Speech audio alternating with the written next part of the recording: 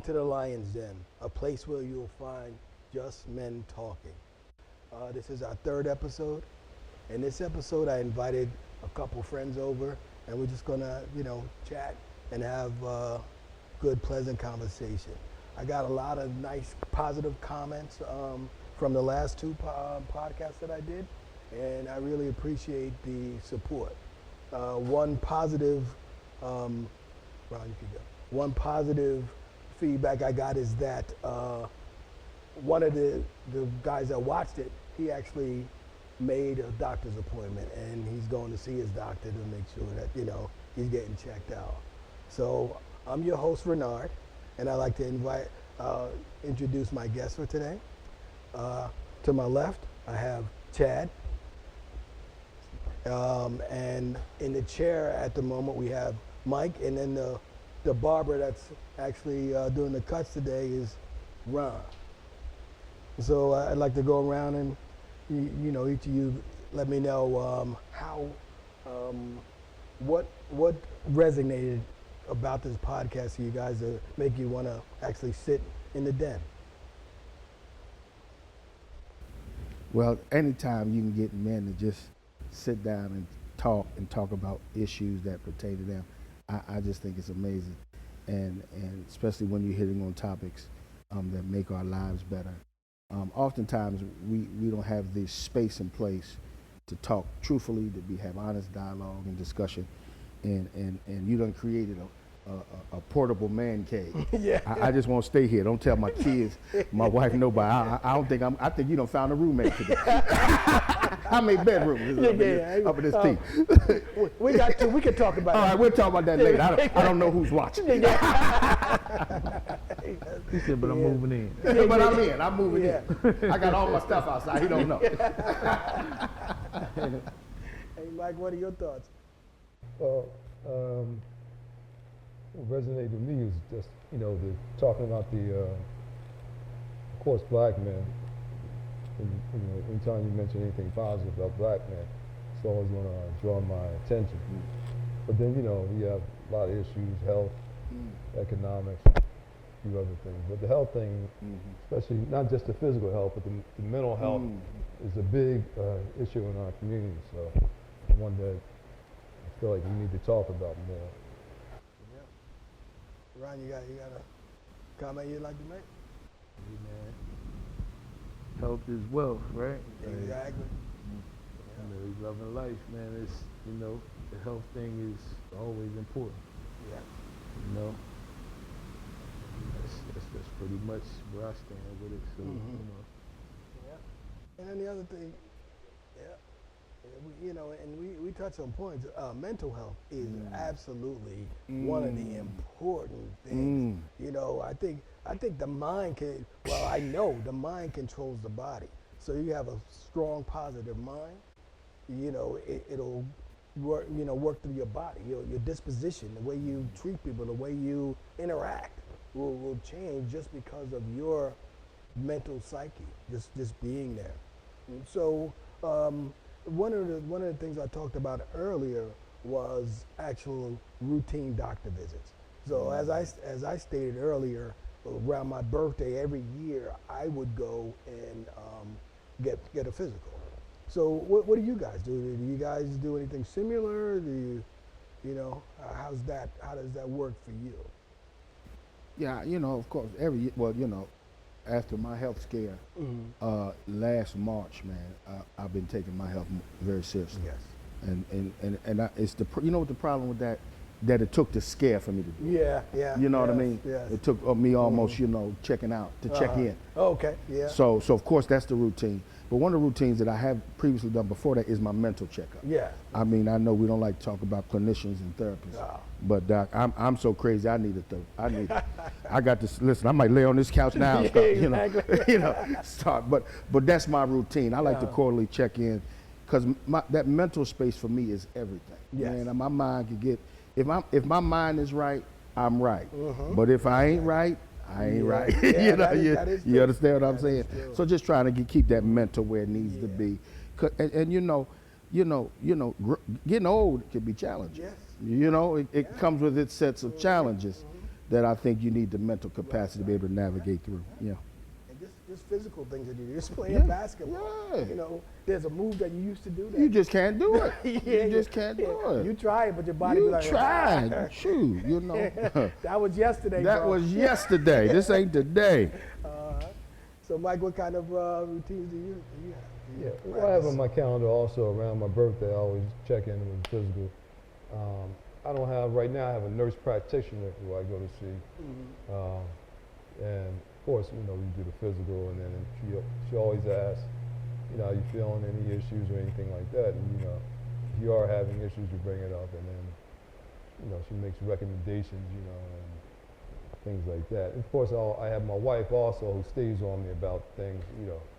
So between the two, you know, I'm always checking in and making sure everything is functioning well. You know, I was a vegetarian for 31 years. I didn't eat any meat, any fish, or anything. And about a year and a half ago, I did start eating fish, and my cholesterol numbers weren't really what they're supposed to be. My HDL was low, and the LDL was too high. So I said, well, let me start eating some fish. Maybe, you know, the omega-3s and things like that will increase or, you know, give me a better ratio. So. Now, see, a lot of people think that vegetarian diets are the way to go. So what it sounds like is that there are some things that are missing in that diet that your body actually needs. Is that, am I correct there? Yes. Yes and no. So sometimes what you have to do is, if you're a vegetarian, you really should be, you really have to diversify your food to what you eat. And so years ago, it was very difficult being a vegetarian because, you know, you didn't have things like Beyond Meat, you didn't have Morningstar, black bean burgers. So you went out to eat dinner, or you were out like a cookout or fraternizing with the fellowship with other people, you pretty much was limited to just lettuce and tomatoes, you know. So, or you went someplace and they would just throw something together for you. But nowadays, you can really diversify. You see it all day long on YouTube and TikTok and Instagram, and people are sharing recipes and things, and plus, foods are much more easier to get. Back then, it wasn't accessible. You can get avocados, you can get, you know, which is good for, avocados are good, what they call a good fat, which years ago, nobody even heard of avocado. I know that's you right. I mean? I know that's Asparagus. Maybe the people in Mexico, but anyway. Right. That's where they're from, right? Well, you know, you can go to Whole Foods, you can go to Whole Foods, Giants, and things like that. You can get a nice variety of vegetables and things like that. So years ago, that wasn't available. So I think my diet was restricted to certain things, to probably a lot more carbs than I should have been. Gotcha. So, and I should have been taking, like, I could have been supplementing them with like some other things that I wasn't doing. So. Okay. So supplements, and you gotta stay on it to get all the nutritional value that you need for your body to sustain. And I always tell people, being a vegetarian is not so much, I might not live longer than anybody else, but your quality of life is probably going to be better than most people. You know, not to say that probably most people, only because most people really don't eat healthy. So it's not just being a vegetarian, but you still have a lot of vegetarians that are overweight, and like me, are not necessarily diversifying what they put in their bodies. But you know, we tend not to have as many elements as other people who overindulge in certain things. I think the best thing to do is everything in moderation. Yes. Whether it's meat, fish, carbohydrates, you know, alcohol, things like that. I think if you do it in moderation, then you should be, you know, for the most part, you should be you should be pretty healthy. And what my doctor recommended to me was a Mediterranean diet. Now, that diet is actually pretty good because it's basically all of the things that you currently eat, but it's just how you prepare it. You use oils and avocado oil, olive oil for your cooking as opposed to butter and margarine and Crisco. I don't know if people still use that, but you know, those type things. So it's the same. But now, everything is not good. I'm just gonna put it out there. But You know, for the most part it is. Right. And then he also said to me, think about the people that live, you know, in the Mediterranean. Most of those people live long lives because of the diet. Less ailments. And so, you know, I practice it. Not 100%, but I practice the diet, and, you know, I feel pretty good. Yeah. And one of the comments that came out of, I'm going to segue into another topic here. One of the comments that came out of the last podcast where I talked about you going to the doctor and realizing that that doctor is your employee. So you go to them as, you know, and you instruct them and tell them things because you tell them, you know, what's going on with you, and he's going to diagnose you. But you have to be honest in what you are telling them, you know, because just imagine if he prescribes a medication to you for this ailment, you know, and then, but you have something else that you didn't tell him, and now it reacts. That hits that. Yeah. Yeah. So now, you know, you're stuck. Now you're going back to him, and, you know, and he's saying, well, you didn't tell me that. Right. This medicine that I gave you, you can't take if you have this condition. Right. But he doesn't know to tell you that. Right. So that's why we got to go in there and tell them exactly what's going on, what we're taking, what we're doing, to make sure that when he prescribes something, he's giving us the correct thing. Now, the comment that came out of it, which led me to that statement, is, and it was from Mike, and he said that a lot of us don't know our family history. I was going to say that, family. Yeah. So when you go to the doctor, you don't know what to tell them. Well, the only thing you could do with that, I feel, is, you know, get what you can from who you can, but don't. But at this point is where it stops.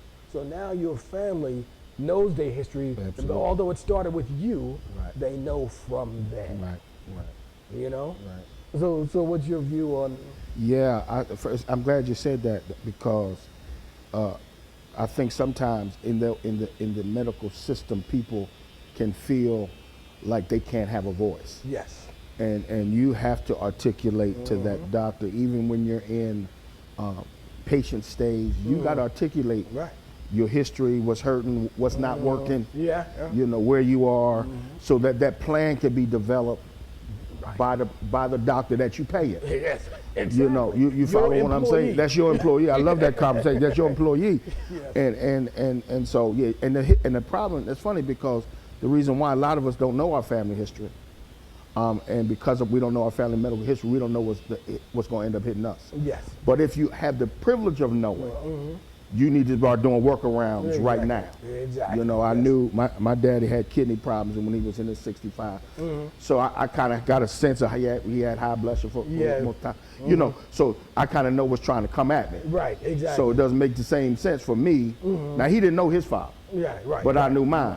So it don't make the sense for me to make the same mistake he made. Absolutely. You know what I mean? That's just stupid now. Not that's just dumb. That's just stupid. I just bought what I paid for. You know what I mean? You know what I'm saying? That is true. That is absolutely true. Ron, you got thoughts on that one? You want to chime in, or are you busy, you know? No, he in his Louis Vuitton. See, now we ain't gonna act like this ain't no Louis Vuitton cape over there. I like Louis Vuitton too. Let's not play. Now let's not act like that's just a black sheep. That's all I'm saying. I'm enjoying the conversation, man. I'm enjoying the conversation, man. You know, my older brothers, you know, then myself. You know, I ain't no spring chicken. You know, but I'm enjoying what y'all talking about, man, and just wanting to do better for me too, you know, with all that. So Mike, that was your comment. What are your thoughts? My father died, you know, he lived to be 46, 47. My father had sickle cell anemia. So, you know, he, I don't know if you guys are familiar with that disease, but what happens is your cells are abnormal. And so you're constantly, from the first time you're born, you're dealing with a lot of pain and stuff, and mostly your joints and stuff like that. So you imagine your blood is not flowing through your system correctly. So he was always dealing with a lot of pain, and they have what they call sickle cell crisis. So nevertheless, he died, I think it was about 46 or 47. So that was it as far as the history. And of course, I have sickle cell trait. My sisters and mom also have sickle cell trait. So you gotta be careful. It's another reason when we talk about family history. Because you can't, if you marry somebody and they don't know they have a history of sickle cell, and you marry them, then you're introducing the sickle cell, not just a trait, but you're introducing the sickle cell disease to your, if you have kids together. So they, like most people, they would recommend that if I have sickle cell and I marry somebody that has sickle cell trait, that they probably, that means your children will have. It's highly likely that the children will have sickle cell anemia, which is a devastating illness. Now this might sound like a dumb question, but is that why they give you the blood test down at the courthouse when you get married? I don't even think they even do it anymore. Okay. They used to always. Yeah, I never knew what that was about. That's a good, I don't know what they do nowadays as far as marriage, but it's always something that they always recommend that you know, if you have two people that have sickle cell trait, that you be careful, or you should be aware that. Yeah, it might be your sister. And Or at least your kissing cousin. my mom had tuberculosis. My mom's parents died. Both of my father's parents. There's another reason why medical history is so vague. My father's parents died. Well, his father didn't. His father lived, I think, to be 50s or 60s, but his mother died young. Father and mother died young. He was in World War II, one of them. He came back with tuberculosis. Gave it to his wife, which was my grandmother. She died. So my grandfather died. His wife, my grandmother died, and they also gave TB to my mom. So she's still living, but she has basically she's really living with one lung because of TB. So. Yeah, and you know, and for me, I was told I met him before, but I met my father, what I can remember, at 13 years old. And, you know, I didn't know much about him, and he's a Southern guy, so everything about him is private. So they don't tell you anything. So, you know, that was kind of where, you know, I was going there, and I'm sorry. That's why things for me was sort of odd. And when I got prostate cancer, because I'd read, you know, they give you a diagnosis and we become instant doctors. You know, we go to go to the Google. Right. We gonna figure it out. Yeah, you know. Right. So I go and I find out that it could be a hereditary disease. So you know, I say to myself, you know, jokingly, that he didn't give me anything in my life, but he gives me this. But he gives me this. You know what I'm saying? This is what you give me. Thank you. Yeah. But my prostate cancer was so aggressive, my doctor did a genetic test because he wanted to make sure my boys were good. And then when the genetic testing came back, he didn't give me that either. Gotcha.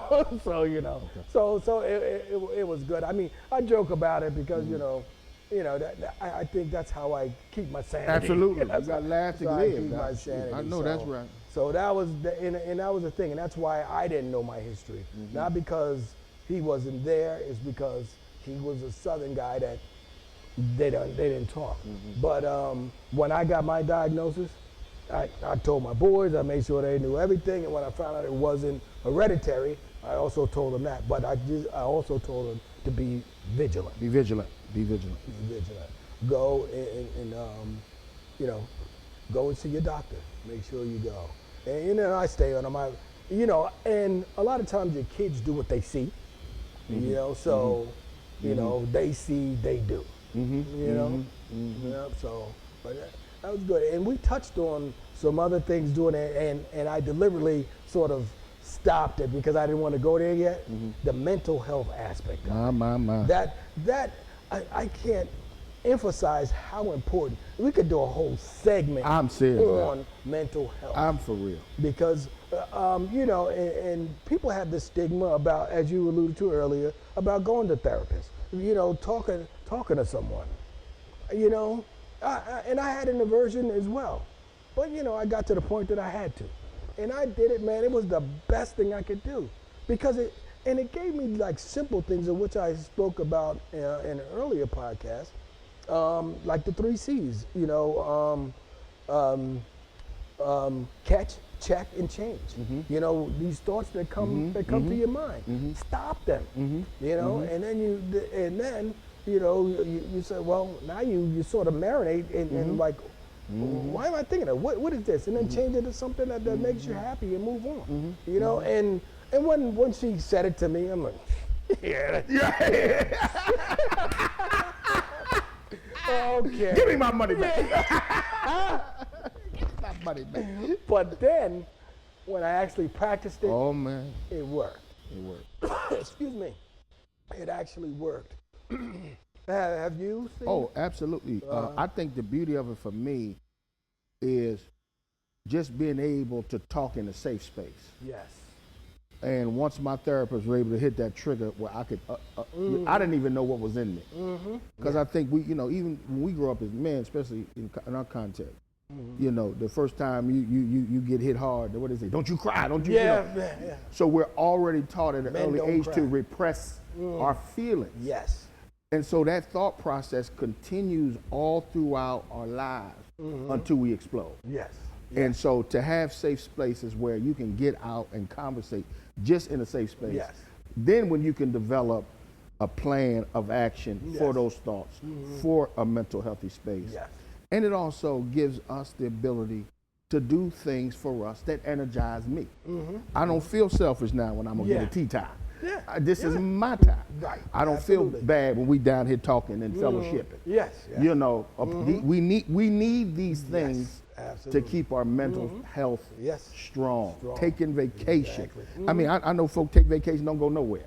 You know, Yeah, you take a vacation to work. Yeah, Staycation. Staycation, and you emailing and this and Yeah. working, and you figuring out why your body's breaking down. Yes. Yes. So these are the things I think that are really important to have a sustainable mental space. Yes. And that's what I got from therapy. These tools to Right. help me to kind of Yeah. maneuver. And the one thing for me is like the no judgment zone, because you know when you're raw and you're letting out all of your emotions and your thoughts, and then you know you don't want it to whoever you're talking to, you don't want them to walk with that, and then you go around your friend group again, everybody looking at you weird. So Mike, what's your take on mental health? Yeah, like I said earlier, I think mental health is the #1 health issue that affects black men. So I know you guys were talking about going to see a therapist, and for me, my therapy would be something like music. Like you know, if I'm feeling stressed or you know, something's bothering me, whether I try to turn to, or I'll do something around the house, or do some yard work, or I'll mess around with music on drums or bass or whatever, guitar. But I think when we talked about health, we should look at it from a holistic approach. Holistic, exactly. So you got your physical health, you got your mental health. You know, that physical part might encompass your diet, exercise. We talked about yoga, stretching, things like that. So a lot of times when you're dealing with stress, you have to find a vehicle, or you have to find a way to release that stress, whether it's through therapy, doing something with your hands, stuff like we're doing now, fellowshipping, vacationing.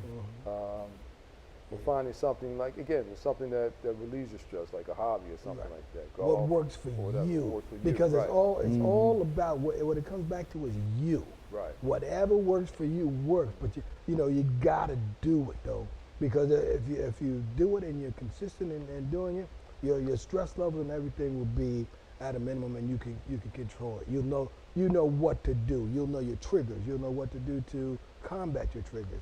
So you know you just got to be vigilant and know you. Yeah. That's the whole thing. And the more outlets you have, the better, because you're not always able to suit. Like, say, for instance, I want to go out and play golf. Well, if I can't go out and play golf, then I got to find some other outlet. Yeah. But that's kind of stressful, You know what I though. Yeah. Well, That's stressful. It is. Yeah. And Scotty Sheffield. So, right. Oh, that wasn't right. That wasn't yeah, right. that right wasn't- there. yeah. Yeah, that wasn't right. That wasn't right. It was relevant, though. It was relevant. It was relevant. Right. Perfect. yeah, so you always got to find some kind of outlet.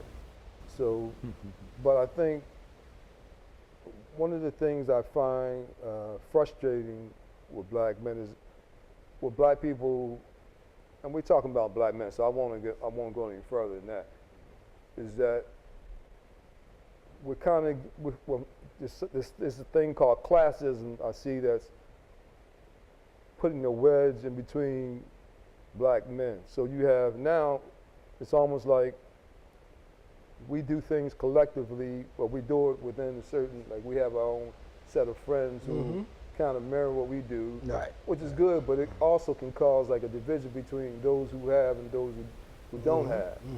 So you have a lot of, you see a lot of black men, you go riding, any day of the week, Monday through Sunday, you go riding through the hood, brothers just sitting around, you see brothers my age and younger just sitting around on the stoop doing nothing, or standing around on the corner doing nothing. And they don't have an outlet. So you're like, damn, well, what is it that I'm doing that they can't be doing? So Yeah. obviously if I'm playing golf, then most likely them brothers in the hood ain't playing golf. Yeah, but know they what I could mean? they could do something. Right, They so don't. that's what I'm saying. We have to, We all have choices, and I don't knock anyone for doing what they do. There are consequences. Consequences to everything you do, but it ain't my place to knock it. But I do think, because a lot of us came up in impoverished impoverished areas, right. areas Right. and got out. Right. So is it a desire? Is it a plucking? Like, okay, this person is picked out and you go and do? No, you have a different ambition. There's something that you want. Not to say that they don't want it, and it could be a loss. They could be lost and don't know how to get where they want to be. And these the people that you say are the haves, I guess to say, should go back and reach in. But you go back and reach in, and then you stick your arm out. Sometimes you get a job done. That's true. But what I'm saying is, when we talk about health, and we talk about black men, I want to look at us as a whole, holistic, as a whole. I'm talking about not just, us. In other words, the whole, black men as a whole, and regardless of age and, how much income we make or how much income we don't make or whatever. But I'm saying that there's, it shouldn't be different. In other words, if a person's living downtown or down in the middle of South Philly in the projects or in the hood, their issues are no different than someone who's living in the penthouse on City Avenue. Right. We're both dealing with the same issues. We're both looking at, because we're both black men. We're both dealing with certain stress factors. Certain things that we're dealing with, from a stress point of view and from a health point of view. Right. We might have better medical access to medical or health insurance and things like that they might not have, but we're still dealing with the same issues. Yes. As just being black men in this country, we face, there's a lot of stress factors, a lot of things that stress us. You know what I mean? So Absolutely. So when I talk about, when we do these kind of forums like this, I hope that it also attracts somebody who normally wouldn't be. Right. Yes. Who normally That is the be hope. watching this. That's the hope, just to reach and just shed light on life, and to your point, we're all dealing with the same things, but then someone listening may not know that we all are dealing with the same thing. But by us coming into a forum and speaking these things and letting everyone know, stress is stress regardless to who and where you are. So if we reach them and just kind of just talk, maybe there's hope.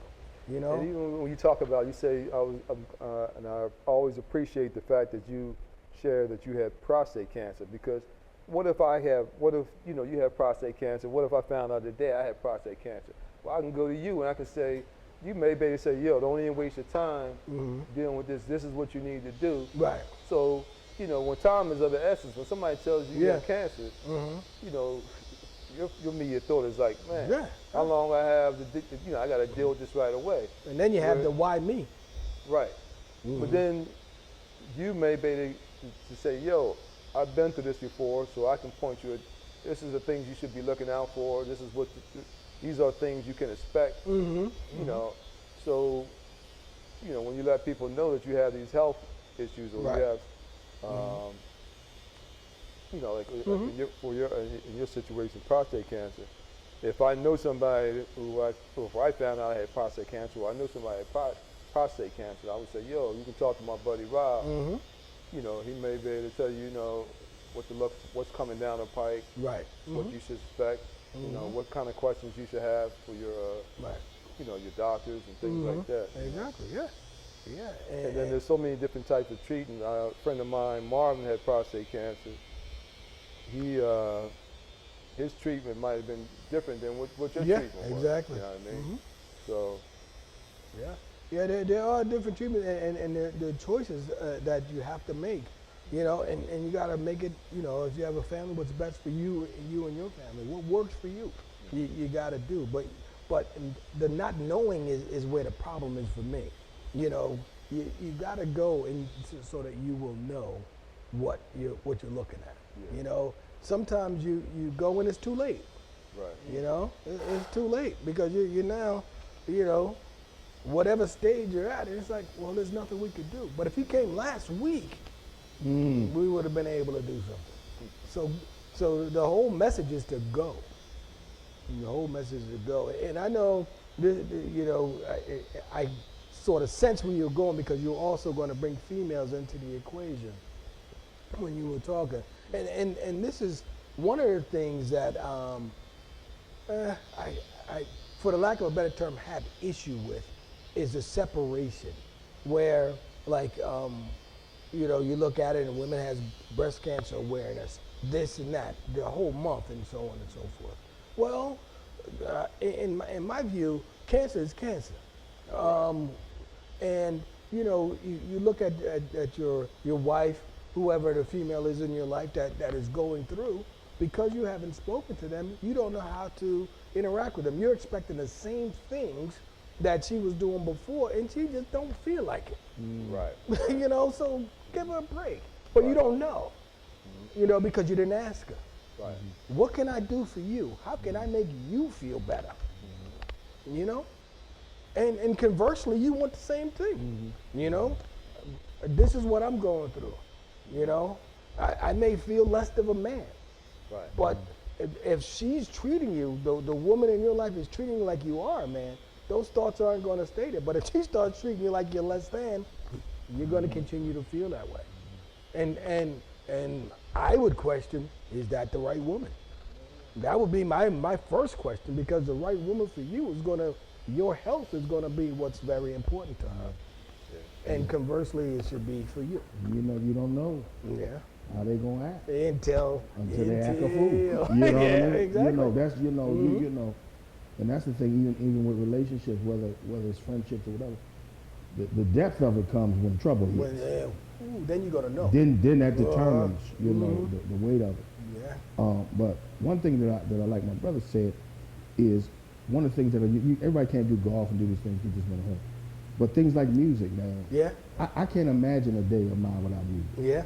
And I listen to it all, based on what mood I'm in. Well, there's sometimes I'm listening to Biggie, and then whatever mood I'm in. But that helps my emotion, because the key to mental health is getting in touch with really how you feel, and allowing that emotion loose. Yes. You know what I mean?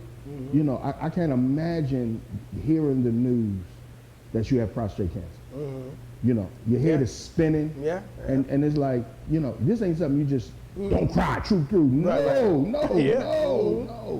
And I think these things small things, and that can be cross-class.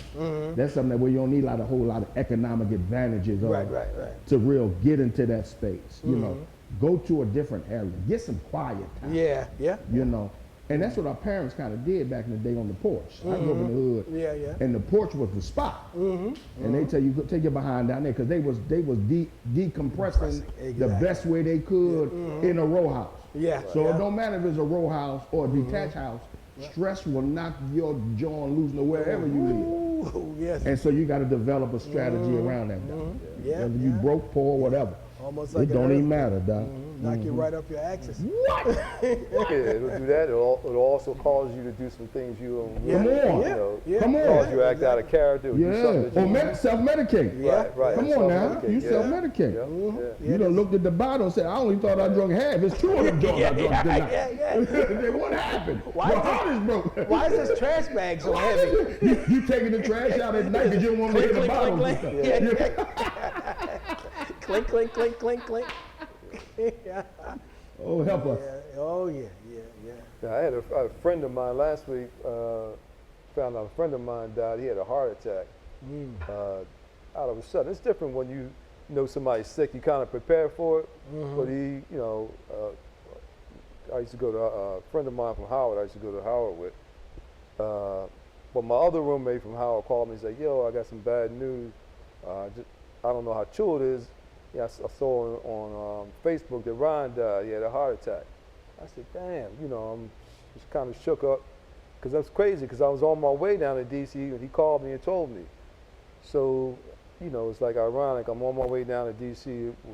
going to a graduation from Howard, but my old roommate from Howard called me and told me this other guy, one of my dear friends that died, had a heart attack. But I would say this all to say is that, you know, it was probably a lot of stress because he was working. He lived in D.C., but his mom lived in New York. I shouldn't make this assumption, but anyway, but I'm sure he was under some kind of stress because he had to take care of his mom. His mom lived in New York, so she had both knees replaced. So he was up in New York, you know, taking care of her. He was the only child, and you know, then all of a sudden you find out he had his heart attack. So again, he might have been dealing with some issues with stress or whatever that we don't know about, and you know, end up having a heart attack because of it. But,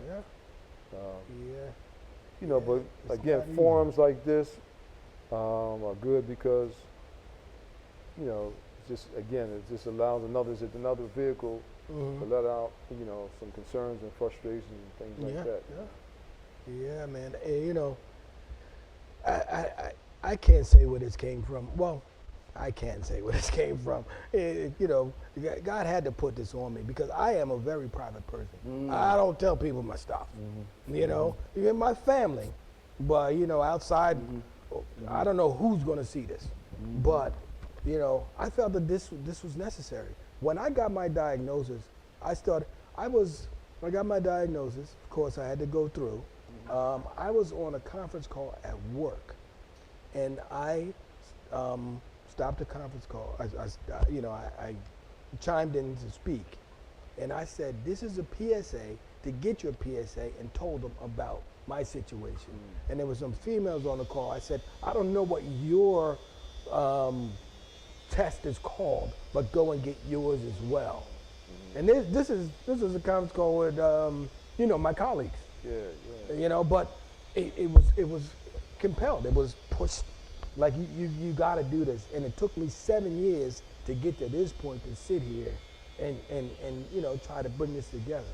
You know, and I just want people to live long, strong, healthy lives with family, because family is absolutely important. Family has all kinds of dynamics. You know, one of the things growing up, I'm gonna go back to this again because. I don't know if I'm a 62-year-old man with daddy issues, but anyway, I don't know. But anyway, anywho, yeah. He wasn't there, and that was the thing that I was missed. But I was reminded, you know, and I said, well, you know, every family needs a father and mother and so on, you know, and now I do realize that a father doesn't have to be there to be a daddy. You know, but he has to be in that child's life.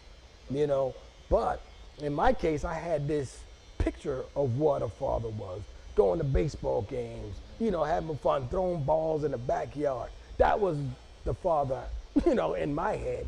But I was told that every father really isn't a father. They're raping their daughters.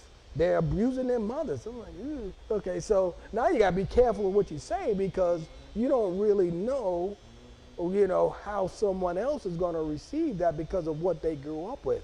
So all I'm saying is that was my grandiose idea. There's no fact or realization to it because I didn't have it. You know, but this is what I pictured. Right. You know, but I think family is absolutely important regardless of how it looks. And all family ain't blood. Yeah, that's You know, true. you know what I mean? It's That's some relationships Right, are so rich. right. They like blood. You know, you know what I mean? And that's also a part of our family. So, Right. you know what I mean? Yeah, and as I said, I got divorced, but this is just what my family is now. My ex-wife, we're you know, no longer in a married relationship, but we still have a relationship because we have children, kids. we have grandchildren, Right. and how is it going to look at us bickering at each other and these kids are around? And the grandbabies looking at y'all like you're crazy. Yeah, we gotta be adults here. You have to. Yeah, so You have to. and that's what we are. But that ain't easy now. Yeah, but we do it. It's working, bro. But I mean, and that's commendable. Yeah. I mean it, 'cause I've seen that thing go the other way. Yeah. More times than not. No. Yeah. But so, you know, so what do you guys take on that? I mean, I do believe there's a consensus in here that family is very important, and the dynamic of it could be whatever. But you know, what are your thoughts there? I think like brother said, we talk about family. It doesn't necessarily mean biological. It doesn't necessarily have to be limited to biological, because your family could be made up of your friends, your associates, people who you spend a great deal of time with or confide in and things like that. But I think it's one of the things that drives us all to be the best that we can be, is, you know, especially when you talk about, when you see you have sons and daughters, and then you have grandkids and things like that, that you want, you know, you always want their lives to be better than yours. Right. So it's important. So again, if we circle back around to health, we want to be around because we want to live to see our grandkids. Right. You know, accomplish certain things. You know what I mean? You want to be around here. Like again, my father's father died. I didn't really know him. My father's mother died. I didn't know her. My mother's father and mother passed when she was a kid, so I didn't know them. Right. Thank God I had a great grandmother who raised us, and so I did have a grandparent who was around, you know, a great grandparent. So that gave me some idea of what it is to be a grandparent to, you know, to your grandkids. So again, it's important. Family is important. Family history, knowing medical history is important. All that stuff. You know, you see, every time you go to a family funeral, a lot of times you don't really know how that person passed. They just say sunrise, they give you a date, and they say sunset, and they give you a date, and you say, well, what happened? You never know. You know, you don't find out how that person died unless you really actually go to talk to somebody, you know, and if they feel like sharing it. So oftentimes people don't want to share any kind of ailment. So. Yeah. Yes. Oh man, this was really good. Yeah, but I'd like to thank you guys for coming out and sitting with me today in the den. Remember, you are the best. You can do it. You're a winner, and today is your day. I'm Renard, signing off from the Lion's Den. Peace.